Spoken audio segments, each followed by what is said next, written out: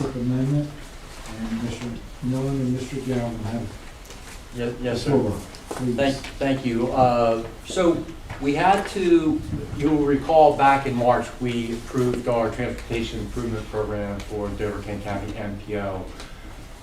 But shortly after that, we also started to get final approval and concurrence on our air conformity determination, which is supposed to support our TIP. And we were specifically working with federal highway staff and EPA staff. So between the months of June through August, we received several comments to change some of the language in our air conformity report, which you all also looked at in March. And a lot of it was just semantics, could you passive voice, active voice, that kind of thing, and then some specific elements regarding the lawsuit, which requires us to go back and use a 1997 ozone standard for conformity while they still work that through the courts.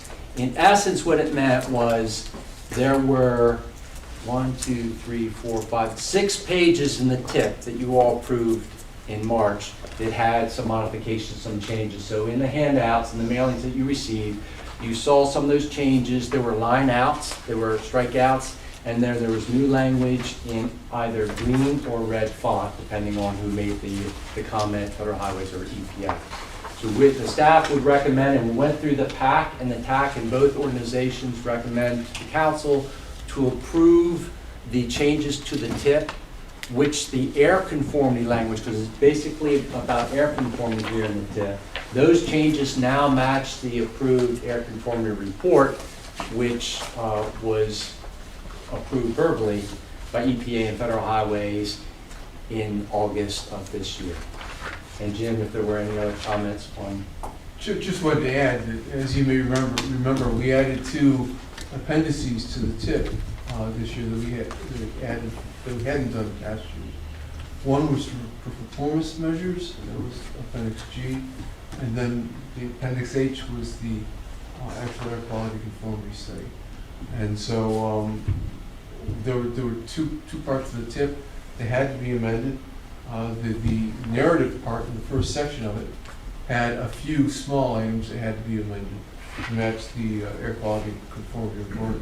And then a whole bunch of Appendix H had to be amended. And as you see in the comments that are included. And my apologies, your copy of the TIP is in black and white. I did not tell the printer to give it color. So you might not find your red and green strikeouts.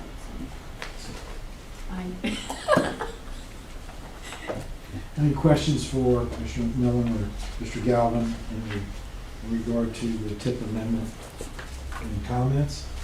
If not, I'll entertain a motion to approve them as amended. Make a motion to approve. Is there a second to that? Second. And moved and seconded to approve the TIP amendment as presented. Any questions on that motion? Seeing none, all in favor of the motion to approve, say aye. Aye. Opposed? None, the motion is carried. Item number